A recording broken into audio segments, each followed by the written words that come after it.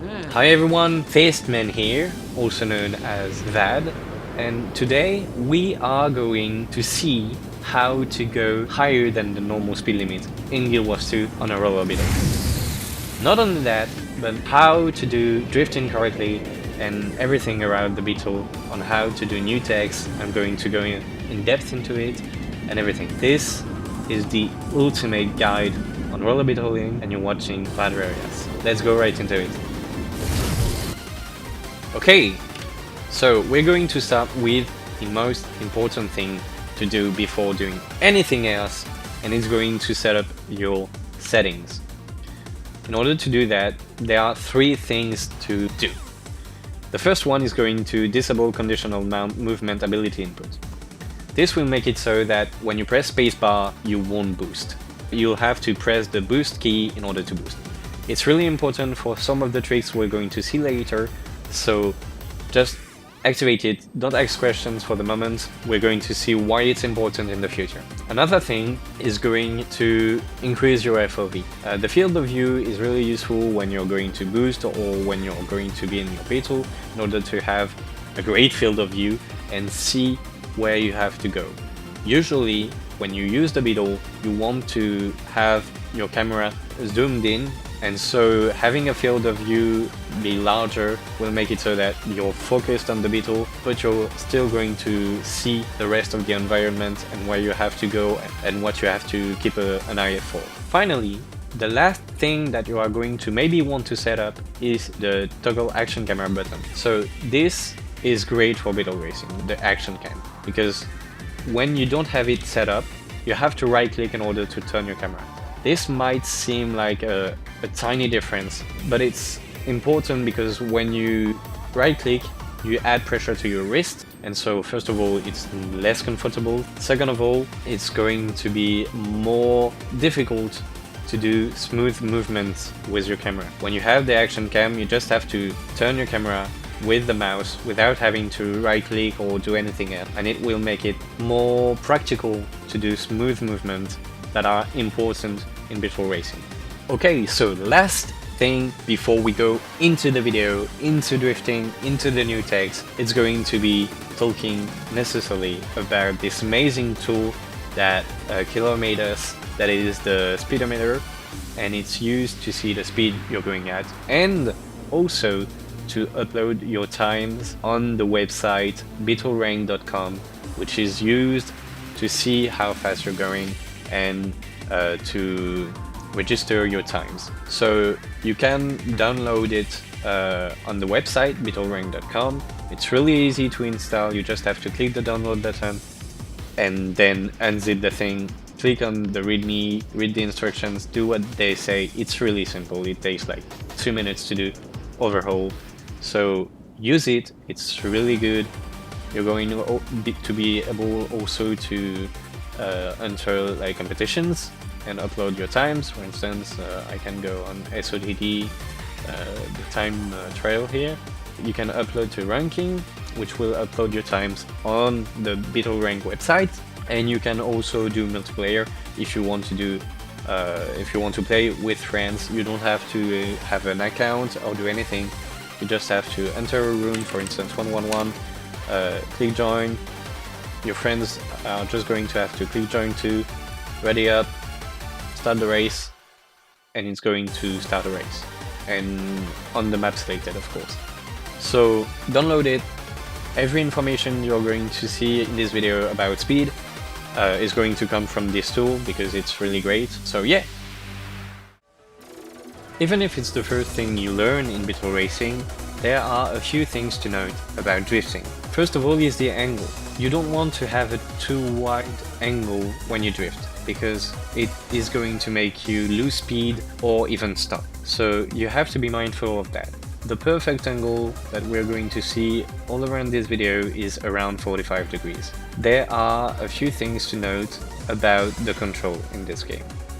If you press the turn keys, so initially A and D, it's going to make you turn by a 33 degree angle. If you press the strafe keys, it's going to make you turn by a 23 degree angle.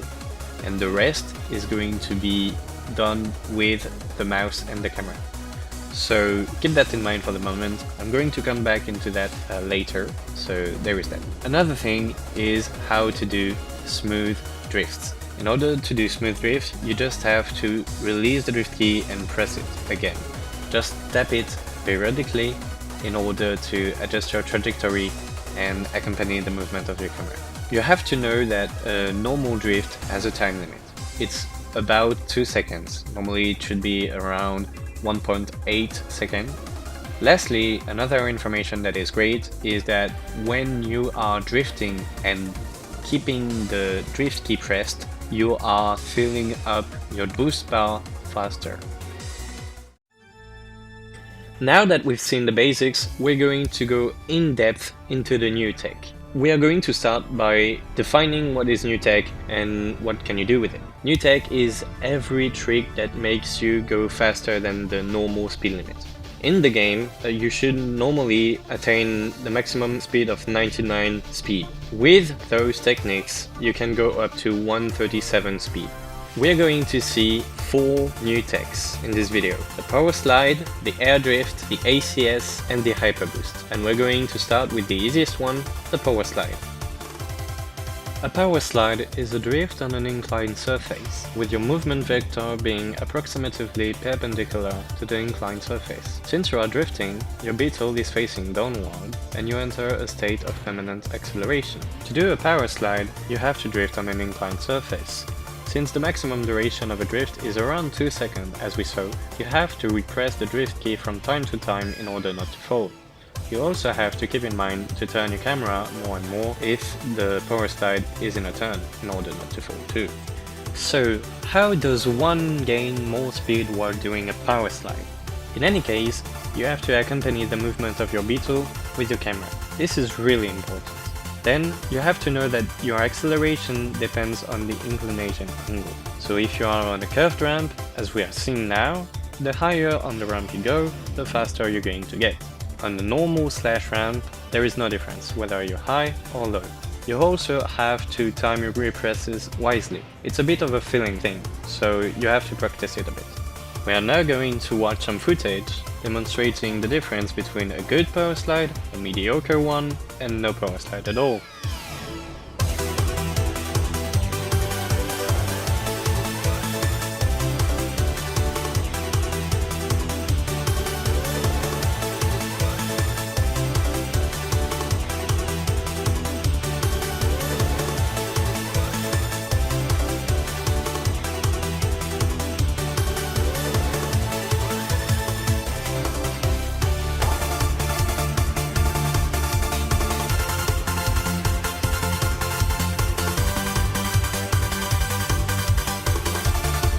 As you could see, doing a good Powerslide can gain you tons of time.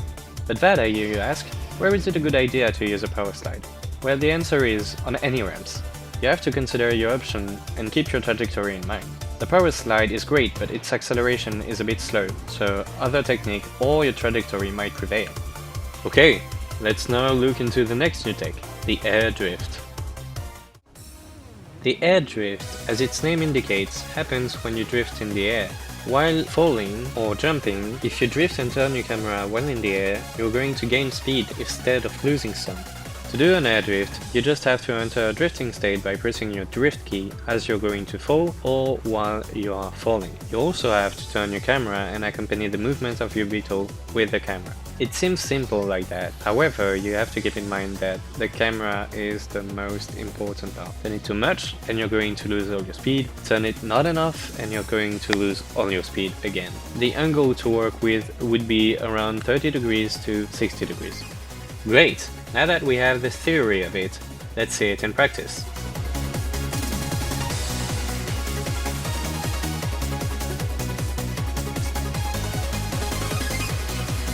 Nice! Did you see how much speed we've gained with the air drift? Okay, so now we're going to watch a longer example to see how to control the air drift.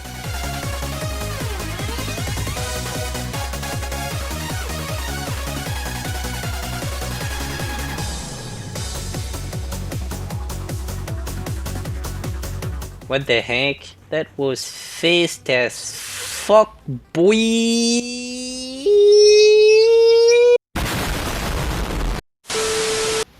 I would like to apologize for this little incident. The video seems to be taking too much on me, and I'm losing my mind. But before I do lose my mind, let's see what is to take from the air drift.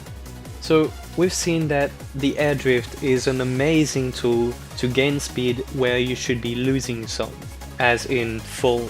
There is one question remaining though, where to use it, and that would be whenever there is a jump to make. If you try the air drift and it fits your trajectory, do it. Else, if it does not fit the trajectory of the track, don't bother. There are other ways to gain time during jumps that I will cover at the end of this video. We've seen the two most basic new techs so far. Now we're going to enter the nitty-gritty, the quintessence, the cerise sur le gâteau of the new techs, the ACS. Disclaimer, this part is the longest one and the hardest one, like my no, wait. As I was saying, this part will be the longest one and the hardest one to follow, so strap on, don't lose concentration yet, as it is the one thing I want you to remember as you finish this video. The ACS stands for Air Controlled Slide, and is another way to do a drift that makes you gain a lot of speed instead of losing some. It is the center and the most important part of the new techs, as it changes the whole Beetle gameplay and makes you reach new FÆSTs. To do an ACS, you have to drift, turn your camera and jump in this order. Now, this is in theory and it's the simplest way to explain it. However, there are some things to take note. First and foremost, do not release the drift key while in the air. Do not release the drift key once you touch the ground or when you land it. A drift can last up to 1.8 seconds, so you have time. And if you want to continue the ACS, you can always release the drift key and repress it, as we're going to see later. Second of all, the angle of your camera as you touch the ground is really important, as it is for a normal drift. As we've said earlier, a 45-degree angle is the sweet spot to hit. Less is okay of course, but more means you'll drift out. Remember, the strafe keys Q and E by default makes you have a 23-degree angle, and the turn keys by default A and D makes you turn by a 33-degree angle. The rest you'll have to do with your camera. If you only use the camera, you can still do an ACS, but it will be harder since you have to turn the whole way with your hand. I highly advise you to use the turn keys, as it is easier, even if it means changing your hotkeys to have a more comfortable hand layout. The third thing to keep in mind is the order of your sequencing when doing an ACS. Remember, as I've said earlier, to do an ACS you have to drift and then turn your camera and jump. Note that the time span in which you can turn your camera and jump is way shorter than the one where you can drift and turn your camera. That means that you're going to be able to drift for a while and then turn your camera and jump in a short span in order to start an ACS. However, the opposite is not true. So, if you drift for a while and turn your camera, then wait and jump, you'll drift out. In any case, if you do the sequencing wrong, you'll probably drift out, so you'll know. Lastly, the camera is 99% of the time the problem, so pay attention to it. In general, the angle of your camera as you're turning it to do an ACS, or when you land, has to be greater than the angle of your Beetle. Now that you can do one ACS, I'll tell you how to prolongate them, go straight with them, and how to chain them. To add time to an ACS right after the acceleration is done, you can release the drift key and repress it right after. This will make you go into a drift state that will progressively slow you down, but that will be way easier to control. This is what we use in order to do straight ACS. In fact, when you do an ACS and extend it by releasing and repressing the drift key, you go into a drift state. And when you drift, you go into the direction where your camera is looking. That means that if you do an ACS and then extend it and look straight, you're going to go straight for the duration of your drift. However, extending an ACS has one issue, you're slowing down. But what if I told you that there is a way to change the ACS and virtually never lose speed and even gain some? Well, this is possible and really easy to do. The only thing you have to do is to extend an ACS and do another one just after. Meaning that you can do an ACS, release the drift key and repress it right after, and then do another ACS. So by drifting, turning your camera, and then jumping.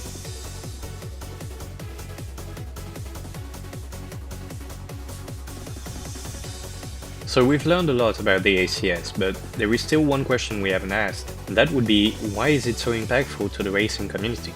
Well, the ACS can be used in many different ways, and that would be the main answer. You can go from doing better turns to transforming a speed loss due to a bump into an acceleration. If you want to go into an example that is very meaningful, a run on Get without any text is around 1.9 seconds on the speedometer, and with new text, it can go up to 1.03 seconds. That's a 6-second gain. I don't need to say how impressive it is.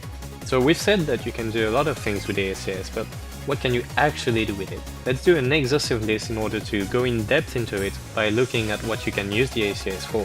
The first object on the list is something that we've just seen, and is to chain multiple ACS in order to gain even more speed. Let's watch some footage in order to compare the difference between chaining multiple ACS and not doing any new text at all.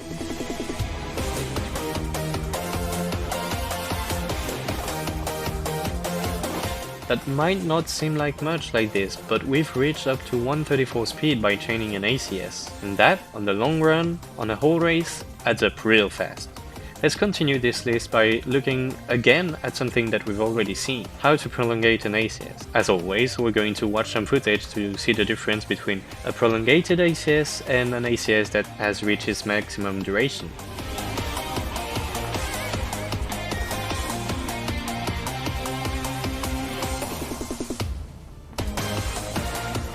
Yeah, we can see here that the normal duration of a drift is not long enough to do anything on a straight line.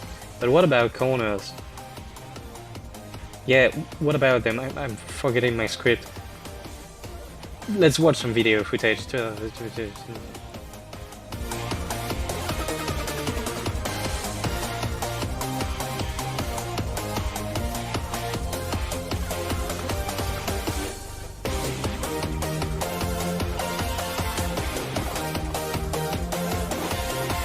This is a great example to see why the ACS is amazing.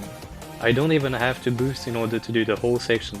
I just keep up my speed by doing ACS. You can rewatch the footage if you want in order to see why I accompany the movement of my Beetle with my camera. This is a great example, so you can watch it as much as you want in order to see the whole subtlety into doing an ACS. As you can see, we can use the ACS in various ways in order to gain speed, that being during corners or even straight lines. But how slow can you be before you cannot do an ACS anymore? Well, under 60 speed, it's getting complicated, and at 55 speed, it's impossible to do. Above that, you can still do an ACS in order to gain more and more speed, and even chain them in order to go faster than the 100 base limit. Let's see an example.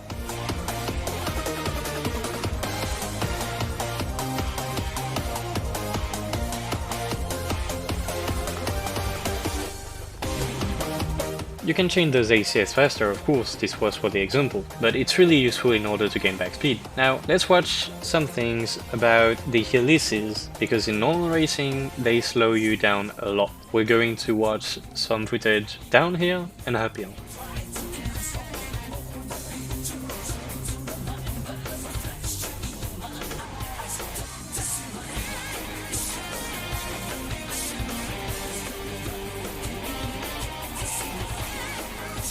As you could see, we did not necessarily gain a lot of time. However, we kept a lot more speed on those Helices by doing an ACS. Let's continue this list by watching how the ACS is a good tool in order to cut corners.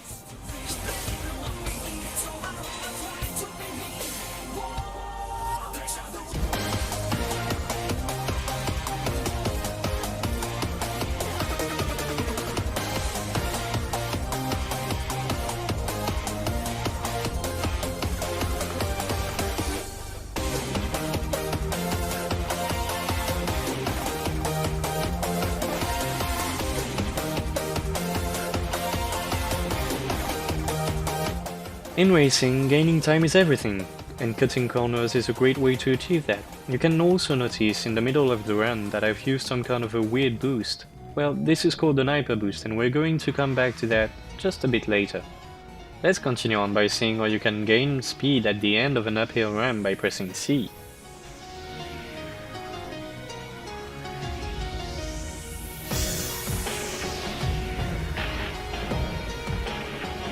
What's actually happening here is that you start an ACS at the end of the ramp by pressing the drift key. In fact, when you end an uphill ramp like that, you'll ever so slightly jump, meaning that if you drift, you're drifting, turning your camera and jumping, all at the same time, ergo, doing an ACS. You can rewatch this part with YouTube slow motion in order to see step by step and precisely what I'm doing with my camera and my keys. Okay, only 3 more things to cover before we finish this exhaustive list of things you can do with the ACS. Let's see how you can gain speed on bumps.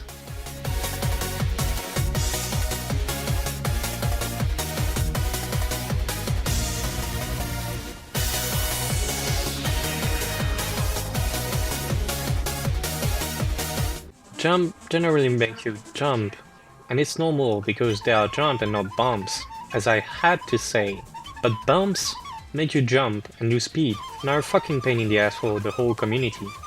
However, there is an easy fix as you can see, by pressing C at the right time, and it's not C, it's the drift key, but I keep saying C because it's what I use. So by pressing the drift key on the right time, you can actually start an ACS since the bump is making you jump. Bump jump, jump jump bump, bump bump bump bump bump, jump jump jump bump.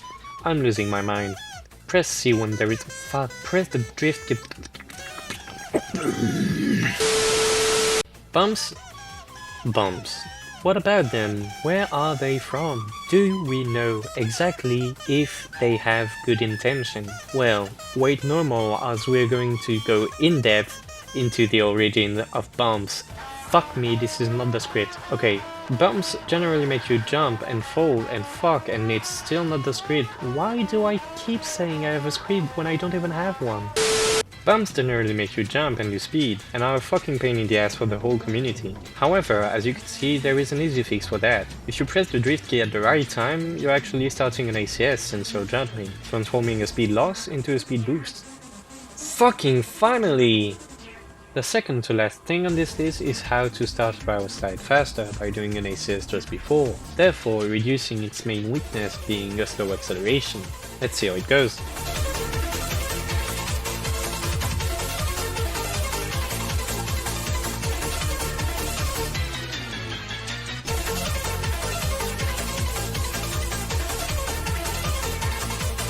I think this clip is pretty self-explanatory, so let's go into the last trick on our list, how to go on a uphill ramp faster.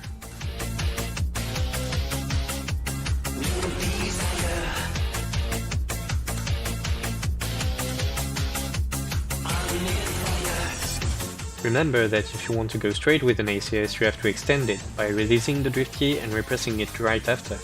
This is what we use here in order to go straight in the ramp. We use an ACS before to gain speed, and then we drift hold in order to go straight. Then, once we go up, we turn and we continue our way.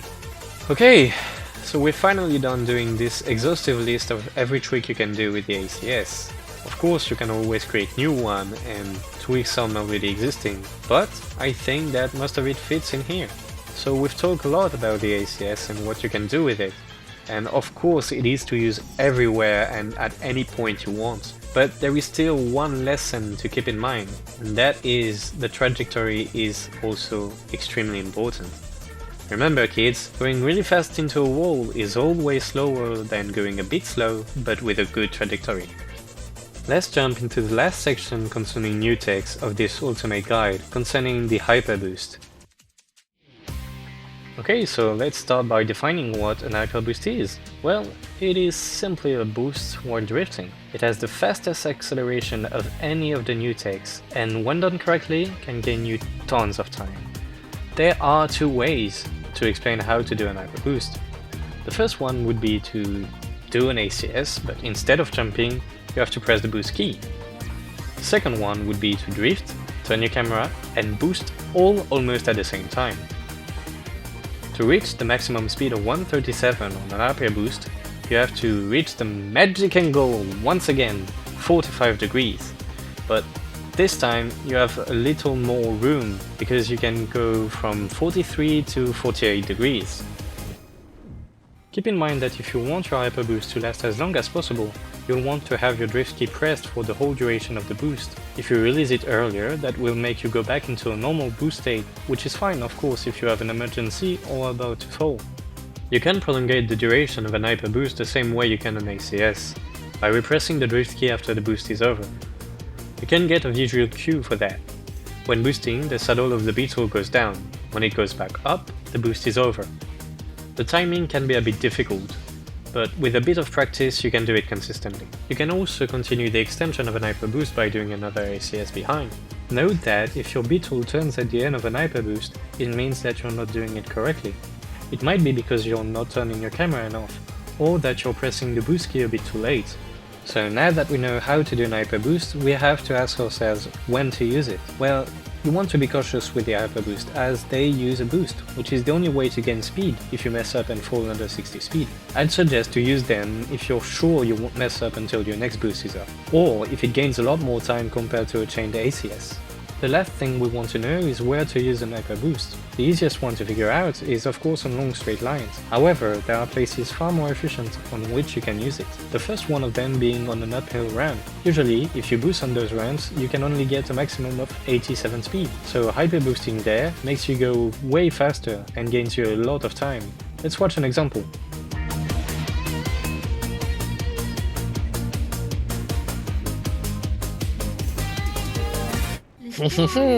Baguette! French vad here. See how much faster and cleaner that was? Well, the last way you are going to see the Hyperboost being used is on jumps. Doing them this way accelerates you by a ton and can be chained with an air drift at maximum speed. Let's watch the last example in order to see the difference.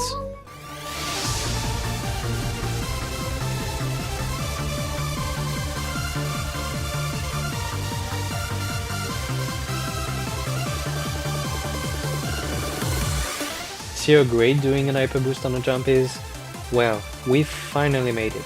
We have reached the end of the new text. I've taught you everything I knew. Congratulations to you for reaching this point of the video. But there is still one more section we need to go through, and that would be 2 other tricks that I cannot categorize as new text, but that are very useful. Let's start with something that I've promised earlier into the video, and that would be reducing your airtime on a curved ramp jump by spamming the spacebar.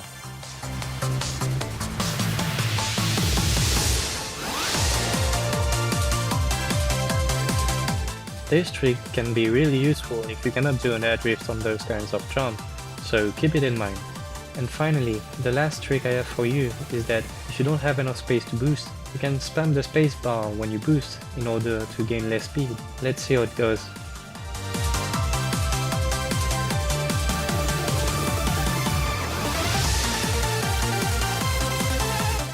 And just like that, the video is done.